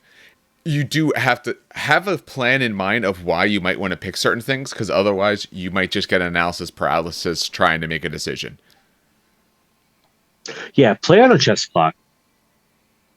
Force yourself to keep it moving. Yeah, especially with him. Like, don't you get 1 minute to figure out exactly what he's going to do, and then just do it. You'll learn the good and bad decisions as you do it more. That's very true. It's like, oh man, I remember how useless that power was. I'm just going to not do that next time and try something else. But yeah, that's our sorcerer. And to complement that, we have the Eye of the Crimson King. For psychic powers, he just sees everybody. You don't worry about line of sight. He just sees them. Don't worry about it. Yeah, as long as they're on the board. So if they're embarked in a transport in a building, then no. But as long as they're physically there, yeah, you see them. Whatever the range is, you got it. He has his fancy armor with his fashion statement horns attached to his chest. He has a 2-up armor, 4-up invul, and reduces damage from destroyer type attacks by 1. Because they normally do D3? D3. Yeah. So that's really nice to have. It doesn't help against Primarchs, but it definitely helps against things like Titans. His basic melee weapon is melee force 2-handed. So this will not get bonus attacks. But it's strength 6. You could double it to strength 12. And it's AP 1. So he could put in some hurt there on somebody. Some real good hurt on somebody. But it's not brutal, so it's not that great against Primarchs. Or Dreadnought. Well, no, not against Dreadnoughts either, except Box Knots. It doesn't kill a Box Knot. Not a Contemptor. Then we have the Sapphire Serpenta. Range 15, Strength 3, AP 2, Assault 3, Deflagrate, and Force. Deflagrate on an AP 2 weapon is incredible. That's Strength 3, don't worry. We're going to make it Strength 6. Yep. That is a strong gun. Now, Deflagrate will not get the benefit of the Primarch rule for allocation because Deflagrate does not get any of the benefits of the unit wielding it when it triggers. I know that for a fact. Yeah. No, I agree. But still, those 3 shots are going to pop, pop, pop. That's a decent gun. I would consider shooting that when I'm closing into something that has, threatening models. Or, I'll just open up a volcano underneath them and blow them away. Something like that.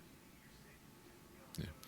Oh, and when I talked about pyromancy, it's the particular attack that's the AP 3, the large blast, which if you pass the check, he puts down 3. That's strength 6, AP 4. But you can still take a bunch of 3-up save models down by having 3 giant blasts over them. It's dangerous terrain too, right? I believe because if it's dangerous terrain, that means every single time you move through it, every model takes a check. So that means if you move in it, charge in it. No, I don't say anything about that. You scatter it, you leave it in place in the beginning of control of the next shooting phase. Oh yes, it's difficult. Difficult, not dangerous. Okay, then yes. We're good. But certain types of models will count difficult as dangerous. So that's what I'm saying. So dangerous does matter because you also take it per blast template. Yes. So if you cross through 2 or 3, or if you lay down 3 on the same spot, they're taking 3 per model. Yeah. If they make difficult dangerous. Yeah. So, so if you're hitting bikes or jump hacks who want to actually jump and all of that. All right. So where are you putting this guy? I know he's on the upper end of the scale because of his huge versatility with different powers. I agree. His Legion holds him back. because his Okay. Legion needs a buff. But him on Yes. his own, he is decent. I don't know if he's 100 points from the Primarch's good, I say real quick, he does but work well with the Rite of he's a War. good Swiss Army. I would say that without his Legion, like if his Legion was good, he would be an easy A plus. Hmm. With his Legion being not so great, he slides into A minus to B. So I would be putting him at A, and the reason I would put him at A is he has a lot of utility for himself of things he can do. His weapon can be pretty good at, essentially strength 12 AP 1. Yeah, it's not a Primarch killer, but hey, not everyone kills Primarchs. And that's okay. I think the big thing is the biggest downside that we had when we went through this Legion is that their bonus is all of your character models get a minor arcana. Essentially, you get a small psychic power. But your leadership isn't that great on those models. And if you fail it, you're just going to lose the model. Well, he helps that. And the fact that he's helping that, as well as okay, the taking the less wounds doesn't help quite as much because if you fail at a lot of these models that you're looking at, your very small ones are only one anyway. You should have given a leadership buff. Yeah, I would have liked the leadership buff more. But you get the amount of It's time. Well, actually, canon yeah, his that ability doesn't help as much as I would have liked. I was thinking it helped more, but no, it's it does actually get canon better. that Rogel Dorn is a better boon to Psychers than Magnus. Yeah. I think he does help the Legion. I think his abilities do. But their biggest They problem, help. he doesn't fix it. Right. Which is very It's a fitting with the Band-Aid. lore. It's a band-aid. Yeah. If I will, I'm going to add that he does fit well with Guard of the Crimson King, which is his kind of That's Rite of the War. that's the coward's right of war. No, but right. He has Deep That's the Strike, which coward right of war. I was checking something. None of them get Deep Strike in the army. He has No. There are no units that have Deep Strike. Now you get 6 units with Deep Strike. Now he gets placed in with, let's say, Sekhmet is Sekhmet, always right? Sekhmet. Yeah, you put him Yeah, in second but man. that's what I'm for saying. sure. That's what I'm saying. Now his Deep Strike actually. Before I was like, why the hell does he have Deep Strike? This makes no goddamn sense. He doesn't. Is he going to port him by himself? And then I realized, oh, you take Guard of the Crimson King. Now you got 6 units with Deep Strike and Fear 1. Yeah, I'd say A. I would say A. Just on him, ignoring the Legion, because I know the Legion was kind of rough. I would say A, and honestly, just for the fact that he has all access to the psychic powers. That's massive. That's super massive. And it doesn't say you could just switch between reactions and shooting, right?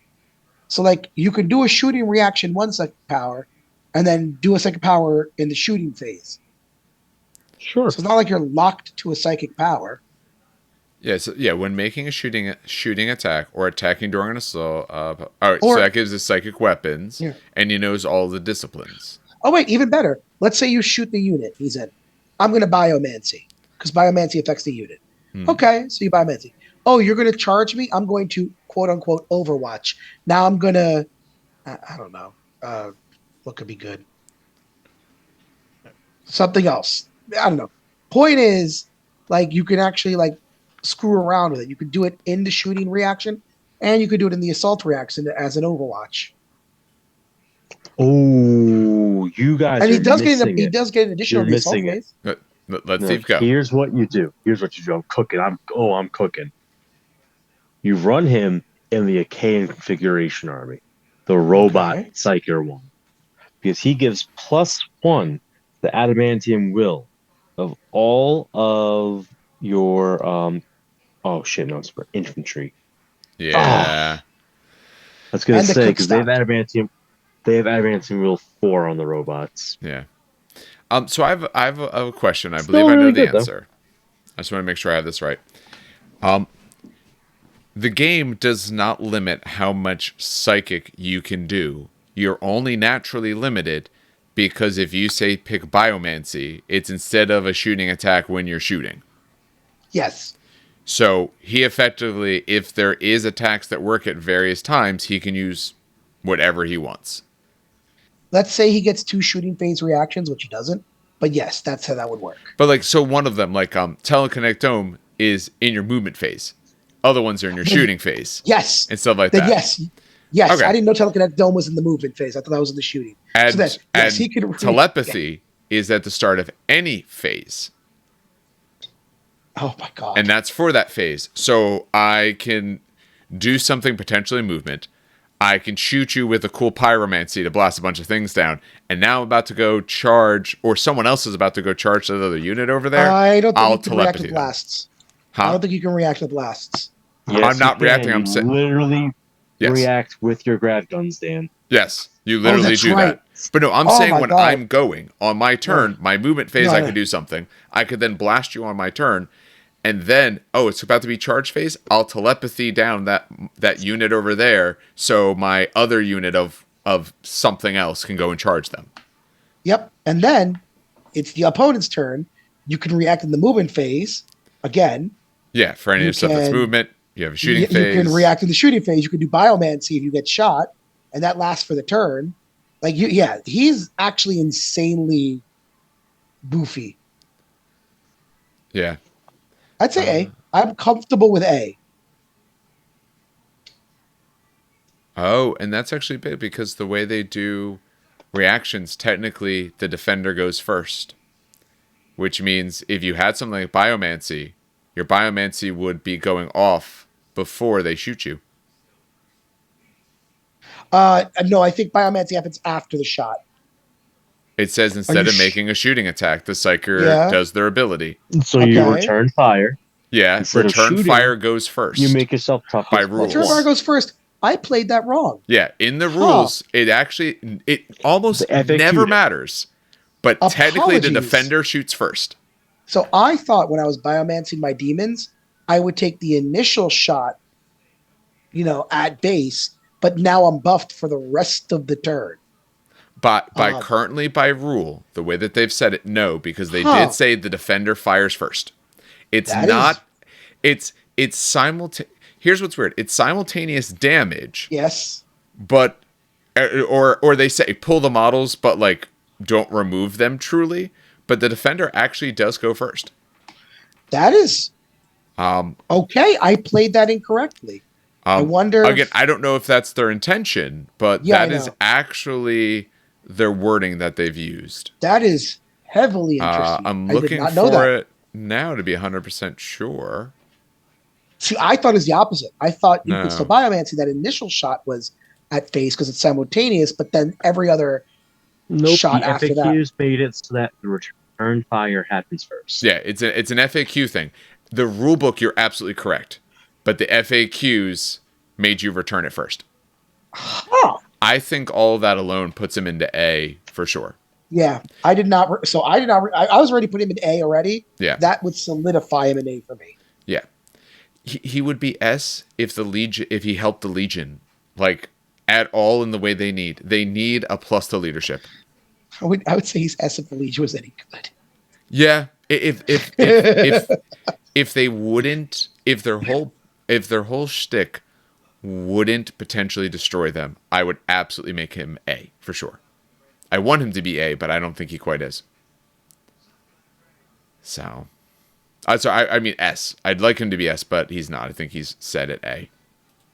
By the way, I just checked the psychic rules, and you are allowed to use multiple towers as long as you have, The the ability to do ability so. to juggle them, right? Yeah. So if you could shoot 2 weapons, you could do 2 psychic shooting attacks. What this means is you could use 2 psychic melee power-ups to have 2 melee weapons get the bonus attack, as long as you're willing to risk the chance that you perils and hurt yourself. Huh. That's So great. you could activate the Pyromancy, Pyromantic Desolation, which is a melee weapon, and the Biomancy, Biomancer's Rage as a second melee weapon. Wait, say that one more time. So there are 2 psychic weapons that are melee attacks. Yes, Neither of them are specialist weapon or anything like that. the Biomancer's So, Rage. And what's if the other one? he activates Biomancer's Rage and the Pyromancy one, Pyromantic Oh. Desolation. So as long as you're willing to roll those leadership checks, you could get him the extra attack. I don't Is think it there worth is it? actually I a don't limit. think so. That's what we're I don't looking think at. it's worth it. You're allowed to do it as long as you essentially have different powers to cast. Most people don't. So it felt like you were limited. You're not actually by rules limited.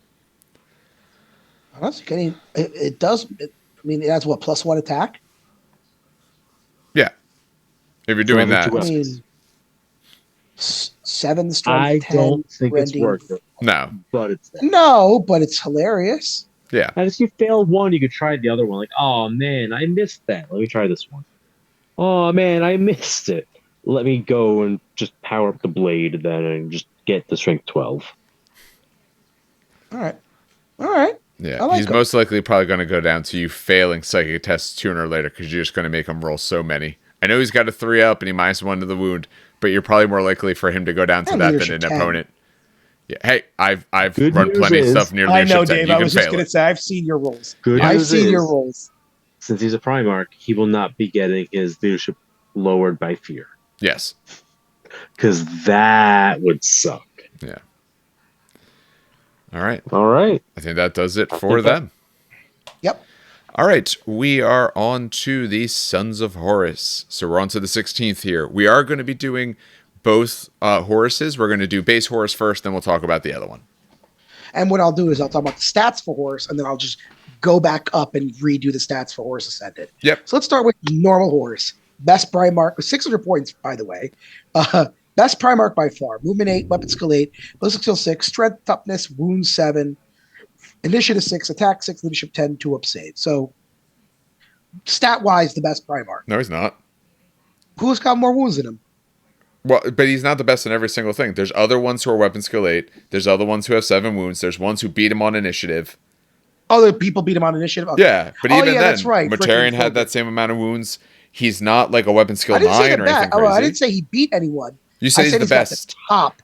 He I said he's got is the the one top that's of he it. has the high numbers in most things other than initiative and attacks. I wonder. Anyway, so he is unique. Obviously, he's got a cognizant. Hey, bunch of special rules. He is master of war, master of weapons. He is deep strike naturally. Are his? Hold on. Starians, are they deep Talk strike about normally? They him. are not. I'll do that. I know. I just wanted to check. No, I No, already they're did not. it. I could. No, they're not. That's what I'm saying. I just wanted to check. I got it right here. But yeah, pretty much deep strike is the only non-specialized rule. I think that's hilarious. Yes. I mean, master of the Legion, obviously, but all right. Warlord trait. Um, all infantry units in the same army as Horus Lupercal, regardless of faction, gain +1 leadership and stubborn. Amazing. It's just Not that's backing down. Yeah. yep. Now notice he does not get an additional reaction. No, he does not. Also, if you take the What? Black Reaving Rite of War, Justarans, that's how they get deep strike. Yeah, he does get an additional reaction later, but just the Warlord trait does not unlock another reaction. Yeah. He does it a different way. But yeah, +1 leadership and stubborn, regardless of faction, whoever you bring, and it's infantry. Yeah, no, that's tough. Yeah. He's master of war, so once per battle at the start of any turn where Horus Lupercal is the reactive player, this special rule will be activated for the duration of the turn. The reaction allotment of the army that includes Horus is increased by 1 in each phase. So essentially, once per battle, you declare it, you get an additional reaction in each phase. So an additional movement, shooting, and assault reaction Mhm. for 1 turn only. He is the master of weapons. So during the assault phase, Horus Lupercal can never be hit by a melee attack on a score better than 4, regardless of the weapon skill of the appointment. And in addition, during the assault phase, Horus Lupercal may choose to split his attacks between any of the weapons he's equipped with. So that's World Breaker and the Talons, I believe. Yeah. And declaring which attacks will be used before the attacks are rolled, obviously. So he can flip between the two. He has a 2 up and a 3 up, which is the best save there is in the game. So he's got 2 weapons. He's got his World Breaker, which is his massive, massive hammer. So it's Strength 10, AP 2, Mastercrafted, Brutal 2, Sunder, and Unwieldy. So essentially a Strength 10 Thunder Hammer, Mastercrafted Thunder Hammer. Yes. With Sunder. or Sunder. Mhm. Yeah. And then he's got his talons, which have a shooting attack. Who cares? 24 inches, strength 5, AP 3, assault 3, twin linked. But they're strength user, so strength 7. Got to go back up yet. So strength 7, AP 2, melee, shred, deflagrate. Now, Huge. yeah, I was just gonna say Yeah. deflagrate is on a AP2 weapon and shred. that's a that's insanely scary. Because he's got what, 7 attacks, 6 attacks. Actually, hold on a second. Or that's not specialist. This is not special. So no, he does have 7 attacks. Okay. Because he has 6 plus both melee weapons.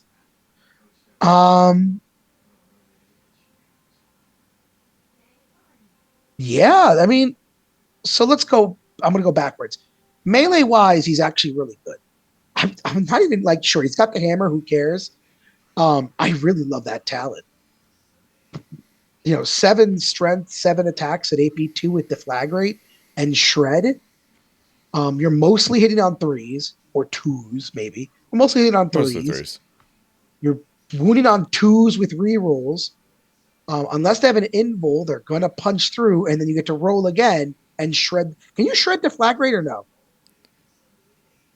No, deflagrate's just wounds at base strength and AP. Yeah. So they don't get the shred rule from the Nope. talent. Okay. Nope, you just get bonus hit. Just wanted to check. Just wanted to check. Still very, very, almost damn near double his wounds, which is nice. But World Breaker is needed when he needs it. 2 up, 3 up, so he's tanky. He can never be hit better than a 4+. I don't know who the hell is hitting. Who's weapon skill? Have we hit someone who's weapon skill 9 yet?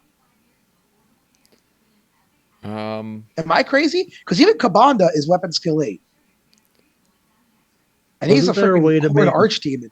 Wasn't there a way to make someone weapon skill 9 with a special rule? I guess feel if they're like in there a was. challenge.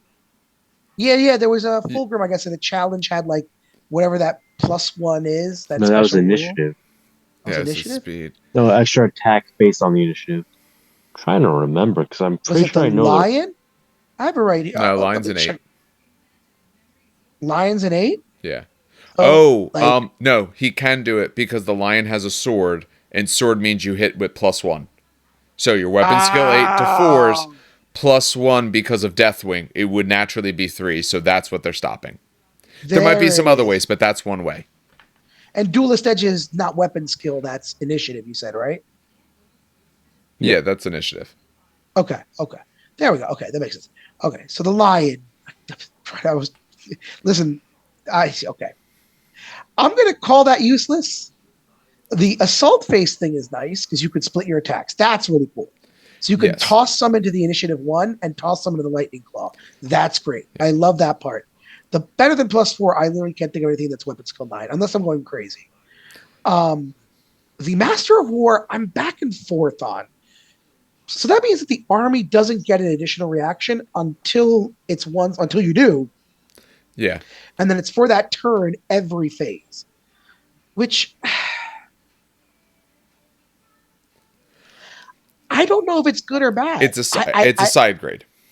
I think it's a side grade only Yeah. because, sure, if you get an extra shooting reaction, how many times are going to use that? Maybe once every turn, right? So over a 4 or 5 turn game, you're going to use that 5 times. And this time, you get an extra movement, shooting, and assault. That's 3 times. I think it's a side grade. It's If you play it right Yeah. and you have the right condition, it is very strong. But you have to tell me that you've used it, which means depending on what I'm doing, it may not be quite as useful. For my assault phase, well, I'm only going to assault 1 unit anyway. You only get 1 use Yeah. out of it because I'm throwing 2 units at them or something. So and even so, and the +1 leadership is great. Stubborn unit wide is amazing, and it's any faction, but okay, maybe this might be heresy. And we haven't talked about Ascended yet, which is fine. no. Well, yes, of course we haven't. But like, I'm not wowed by him. Is that just me? Like, I feel bad about saying that about Horus, but like, someone can convince me? I'm feeling C. Well, that's just because normal you play Horus. Custodes, so you're a loyalist. No, but it's not. Well, I play demons now, so I'm off Horus now. Here, But it's. I think part of of what you have to put into play with this guy is his points cost. Most of the Primarchs, other than the last one, have been like 4. Let's say 450 as an average. Yeah. He's a legit 150 points more, so he better be better. And yeah, his stats are better overall. He kind of has like the good people stats in most things except his initiative. He's got the better invul save for the types of invul saves they get having that 3 up. His weapons are good. Not amazing, but quite good. Again, he's really good against a lot of regular people. Against Primarchs, he's going to struggle a little bit. He's a little more survival than some of the other Primarchs, but his weapon that really hurts Primarchs, Worldbreaker, because it's brutal, goes later. The other Primarchs could really get a lot of wounds into him to potentially, so I'm not saying he won't beat out Primarchs, but it's not an auto beat every single Primarch thing, I don't think, with him. I wouldn't even use Worldbreaker. I'd use the Claw. Because you're sitting at strength 7 with Shred and Deflagrate. And AP2 anyway. I would just use the Claw, in my opinion. I think that is, depending on their invul save, if they have a 3-up invul save, I think it might be worse. And certain, maybe not overall. But I'm just thinking, yeah, you have Shred, but you're still, your weapon skill is good enough, so you're going to get, how many attacks is that one? 7. He gets 6, but it's 7 because he's got 2 melee weapons. Okay. So he's on 7 attacks. He's going to be hitting on 3s. So let's say he hits with 5 of them. He's going to wound with about 3 to 4 of those with Shred on a Primarch. He was on 3s. So yeah, 4. I would say 4 to 5 actually. It depends. Because most Primarchs are you're 6. right. Because he's a little bit better. Okay, so let's say it's 4. They're going to save half to a Primarch's going to take about 3 wounds from that in average. Yeah, 3 wounds. If you hit me with the hammer instead, you're going to have about the same amount of hits, about 5 hits. You'll probably have 4 or 5 wounds, but Brutal 2 means you're going to be taking 8 to 10 saves.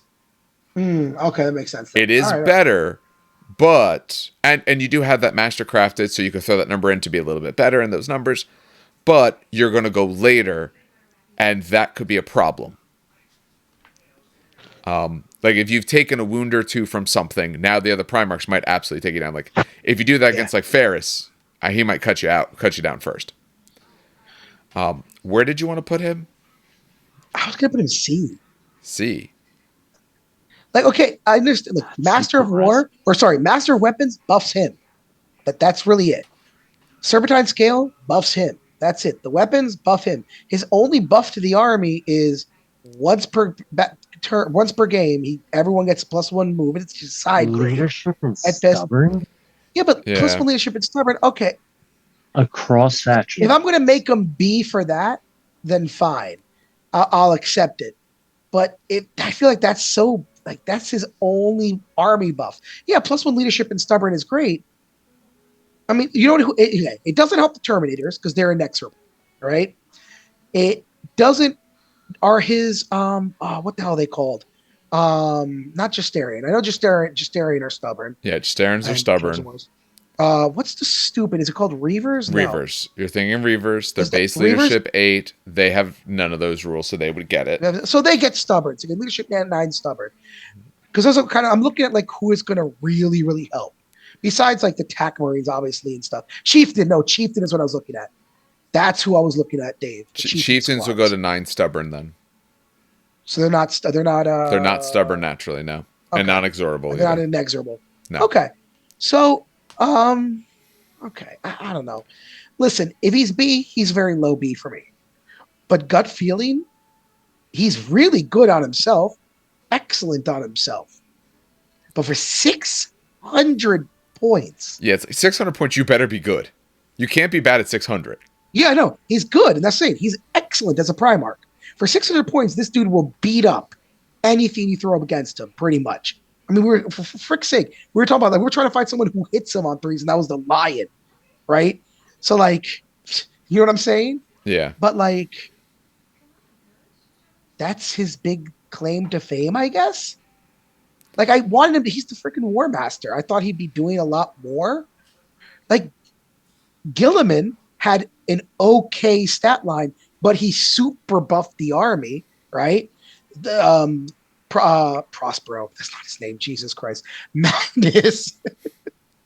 Magnus had, again, okay melee weapons, but he's super buffed because of his psychic powers. This guy is super, super good in melee. He gives +1 leadership and stubborn to the army. I mean, sure, but it's regardless of faction, but it's only infantry too. So it's not bikes, it's not cavalry. Steve, where did you want to put him? I don't even know what to do with him anymore. Dan's really convinced on this whole C path thing. Well, I don't think worry about Dan. Yeah. So. I don't think he's top tier. Not with the price tag he's at. No. But I don't think he's C tier levels of useless because +1 strength is a big deal. We're just saying how we wish the Thousand Suns got +1, not strength, leadership. Yeah. +1 leadership is a big deal. Being stubborn is a big deal. That means you get into combats and you're not running nearly as easily. And that is Which something this army wants to do because of their special rule. Yep. They want to be in combat. They want to be in melee.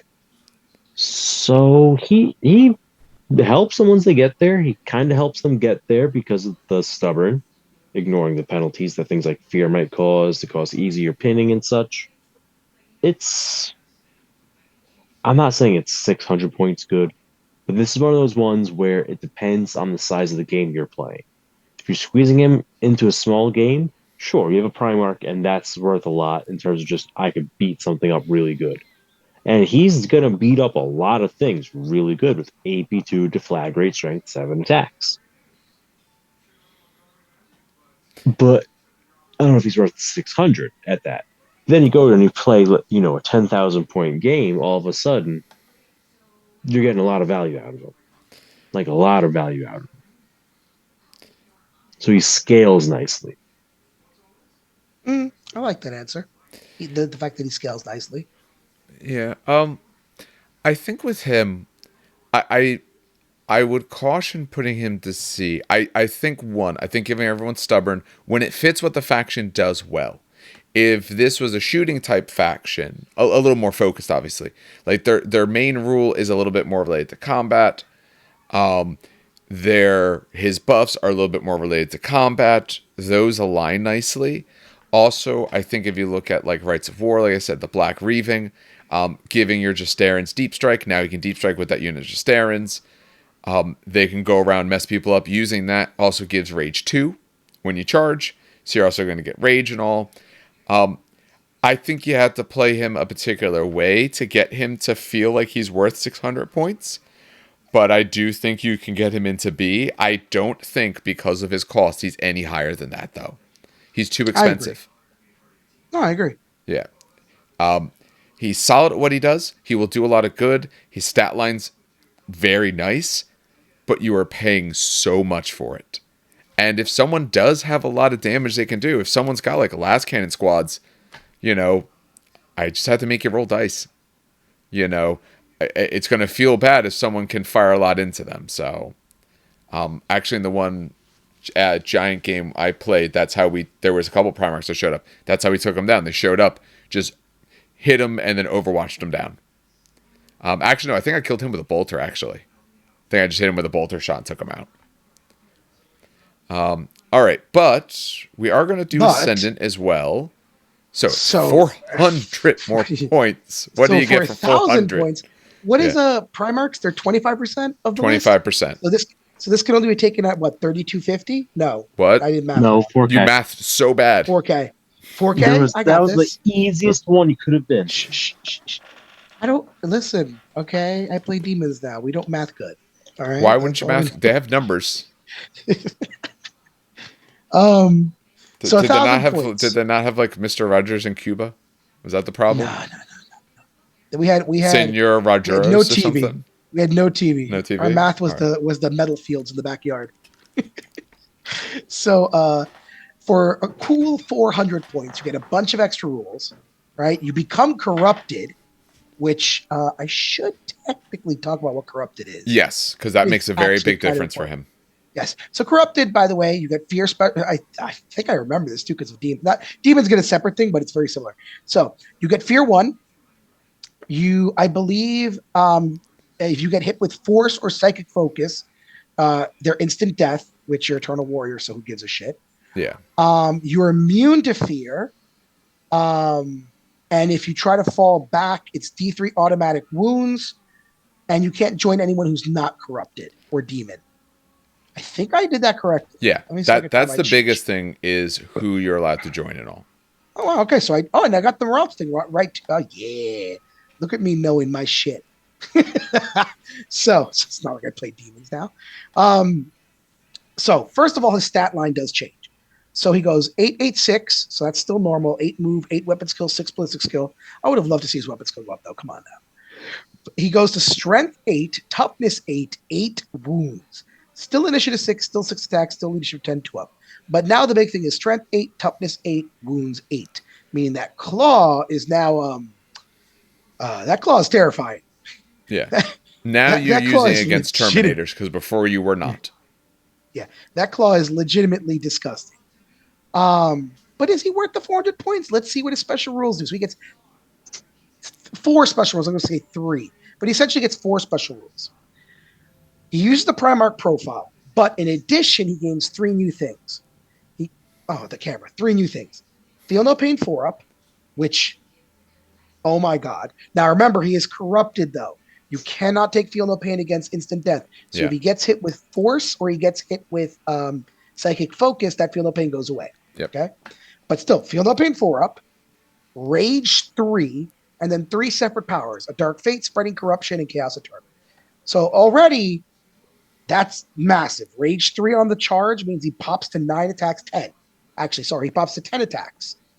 Because he's got 2 melee weapons. And then feel no pain 4-up is just Yeah, you're shrugging off half your damage. it's 50% survivability. So let's talk about his 3 special rules, because still that's 400 points. First of all, a dark fate. First time in any battle when Horus Ascended loses his last wound or is otherwise removed from play as a casualty, the model is instead placed into reserve with a single wound remaining. Any unit Horus Ascended was part of remains in play, even a retinue, which is nice because retinues would be kind of weird, or other units would normally not allow for the removal of model from the unit. After having been placed in reserve due to the special rule, Horus Ascended may choose to re-enter play, with the controlling player making reserve rolls for the model as per the normal rules. If Slay the Warlord objective or any other objective that requires the enemy warlord to be removed as a casualty, score victory points is in effect, and it is still triggered when Horus Ascended is moved into reserves due to the special rule. It may be triggered a second time if Horus Ascended returns to play and is removed as casualty again. Yeah, you can get Slay the Warlord twice. Yes. So basically, you kill him, he goes back into reserves, he can come back. Now, here's a stupid question. Let's say this happens on turn 5. Does he just die? Because reserves don't come in past turn 4. Yes. Technically, by that. That's Do not they a Does rule. anyone want to check? No. But What? you mean after turn 5? Like if he's not on the board at the end of the game kind of thing? No. So, like, reserves come in on turn 4. Limit. No, Is isn't there? there? I thought, after turn 4, they die. 40k. 40k has a limit. I think in 40k. Oh my god, am I having a moment? Okay, so no, hold on. Oh no, they auto come in moment. turn 4. No, they auto come in turn 4. Yes. I know that. 2 and 3. I think that they need to auto come. Like, let's see, or I guess you can't. So your plane flies off the table. It goes into ongoing reserves. Comes back turn 5. Turn 5. Okay, good. So we're good. Okay, I'm thinking literally 40k then. Okay, so that's. I mean, it's automatic. You don't need to roll for it. Horus doesn't die. He comes back with a wound. Well, and if he come. Oh, go ahead. But that's. I don't know if that's so great and wonderful if you don't have ways to buff him out because he comes back with a single wound, and if he walks on, he's close enough. Augury scanner. Oh, I take him back out. I get more points. Very true. It will not die 5-up though, so I guess maybe hide him a little bit. Yeah, I'm not saying it's bad. It's cool that he comes back. He does have deep strike.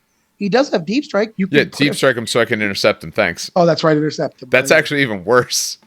Oh god. Come in where he can't be seen because otherwise he'll absolutely fire stuff at him. I'm 50-50 on this one. I think it's got funny implications. I think it has funnier altercations. Yeah. But you could win. There are ways you can use this. Oh, absolutely. Nice. Yeah. It's just funny that I realized that you could intercept a All right. Power of Chaos Eternal. Once per battle at the start of any assault phase, whether it's the controlling player or the reactive player, Horus Ascended controlling player may choose to activate his power of Chaos Eternal. Once activated, you increase his strength and toughness to 10 for the duration of the assault phase and ignore all effects of the unwieldy special rule on attacks made with World Breaker. Once the assault phase is ended, all combats have been resolved, and the effects of power case have ended. You suffer Pillars of the Warp, but any wounds caused must be allocated to friendly models in the same unit as Horus Ascended if any models exist before they're allocated to Horus Ascended. Yeah. Okay. So he becomes Strength 10, Toughness 10, and starts swinging his hammer at Initiative 6. So he's a Sovereign. Oh, he's a worse Sovereign. Jesus Christ, because Sovereign's a brutal. This is so stupid, GW. But he's swinging it at Initiative World Breaker. Okay, but then he takes the Perils of the Warp. Okay. Yeah, but other people take the wounds, so who cares? Yeah, other people take the wounds for him. And then, last but not least, the Spreading Corruption. All models in the unit made up entirely models with infantry, cavalry, dreadnought in the same detachment may be given corrupted. There we go. That's how he joins units. Yes. May be given corrupted at 25 points per unit. If this upgrade is selected, they must gain the corrupted subtypes. Models that are attached to such as apothecaries must be upgraded. Oh, thank God. I'm glad they added that because then you'd be like, where do my apothecaries go? Yeah. That's what happens sometimes with word bearers. So must be upgraded separately for apothecary detachments, and other units with a single force organization slot, divided to other units, including. Okay, so that's just talking about how you purchase it. If you buy it for a unit of apothecaries, you pay for it once, and all of them get it. You can't all pick and choose. Get it. Get a nice little bulk buy. Okay. Yes. All right. So 25 points for Fear 1. You don't fail you don't fall back. You instead take a Perils of the Warp D3 wounds. You ignore Fear for 25 points. But Jerry, he's worth You're not taking it on many units, but you're taking it on at least probably his unit is just staring that you want to take him with, because otherwise you don't have anyone for him to go with. Yeah. So I'd probably take it on that and like maybe the other close combat, like the Reavers or maybe like Aggressors or something. All right. Controversial opinion time. I don't think this is worth 1,000 points again. Oh, absolutely not. Yeah. So for one turn, he beats ass. Sure, he's got to feel the pain 4 up, by the way. But for one turn, he beats ass. You know what's again? So I don't want to be mean and compare it to something else, but I'm just laughing at GW's balance system because he's got a Strength 10, AP 2, Brutal 2 weapon, right? And you can't balance 1,000-point characters. Do you want Horus Ascended or 5 Contemptor Dreadnoughts? I'd rather have 5 Contemptor Dreadnoughts. Well, here's the other problem. Would I take 1 Horus Ascended or 2 Demon Sovereigns with wings and also psychic powers and hit at Strength 13 or Strength 12? But you couldn't take those in this army. How much is a Warhound if you Titan? Take an Esoterist. If you take an Esoterist. I don't care about him. How much is a Warhound? I think it's 1,000. It's a Warhound. Oh, let me open it. I have Battlescribe on my computer. Give me one. So, Dave, you talk about him because I already that was my opinion already. That okay. This is not worth 1,000. I'd actually put this in C. Here's where I'd actually put it in C. All right. I don't think it's worth I'm going to see if I can walk you off that tax. ledge, but I'm not sure if I can. I don't think you're going to walk me off that ledge. When we talk about these two, this is one of the first times we truly had to consider points. You must consider this guy's points. Because, his rules are overall very, very good. But they better be for 1,000 points. He's two and more Primarchs. He's essentially 2 Primarchs extra in cost. How much is it? Is what, 750? Okay, let's say you want to war around with a plasma and a laser blaster, so like a strength D gun. Yeah. And the plasma, for those who don't know, plasma blast gun is I think it's a 10-inch or other. It's 7-inch, strength 9, AP 3, but breach 4 up. Yeah. Right? You can take 2 of those if you want. Fuck it, cool. Do 7-inch blast. 750. Okay. How much is Reavers are what, 1,250? 1,500. Okay, yeah, so they're more. Okay, so he's not quite Reavers. Okay. It goes without saying that really with his bodyguard. Huh? He will with his retinue. That's true. Well, it depends on how much. 50. The Disarans with the corruption for a pack of 5 are going to be 300 points. So you're at 1,300 there. You're pretty close to it. Well, that's only 5 just errands. You want to take 10. And the big thing is his Fort Feel No Pain is nice, but if you have other people with me, they're going to be taking the hits first. kind of thing. And they're already stubborn. It goes without saying that you are getting strong rules. There's no arguing that his rules are strong. There is no arguing that he can beat up almost every other Primarch.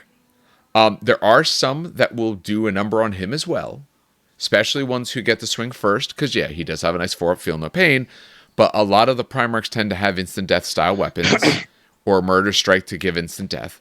So, toe-to-toe, he's going to win, probably, or almost every circumstance, but he might lose a lot of wounds to some of these Primarchs, unless he makes that his strength 10 turn, obviously, but even if he does. But a 1,000-point model should beat up on a 400-point model. A 1,000-point model should beat up on everything. He's absolutely not near the top in any way, because we do have to think, especially for this guy, we have to think about points. Otherwise, it's a boring argument. Like, yeah, he'd be right at the top because he has crazy rules otherwise. And, like, he's so hard to kill. But you have to consider his points. For that, his Dark Fate can be very good, or it could be a detriment. It could absolutely, if you put him back on the board, it could lose you the game because you could give up more points. Power Chaos Eternal, very good. Not going to argue any of that. Spreading the corruption, being corrupted can be very useful, but now I'm spending more points. I've already spent a whole bunch of points. You're already having to be at such a ridiculous size of a game. I don't know, Steve, where do you want him? Do you want him in C like Dan does? I don't know. No, let Steve go. Stop him. You wouldn't stop him? Nah. You're having dinner, aren't you? Maybe. Yeah, that's what I thought. that very soft maybe. Yeah, I heard him. What? Oh, wait. Oh, yeah. I made a picture for Ascendant, but I didn't put it in here. All right. So here's our little horse picture. Didn't have that before, but now we do. Yeah, I'm personally okay with C, and it's not C because he's not good.